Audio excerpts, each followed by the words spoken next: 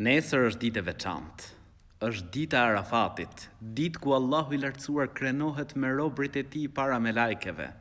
Dhe Zoti i gjithësisë nuk krenohet pra me robërit e tij se po e kundërshtojnë atë, por kur ata bëjnë vepra të mira, i binden Zotit të gjithësisë.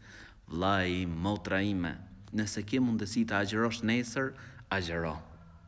Është ditë e veçantë. Është dita e Arafatit.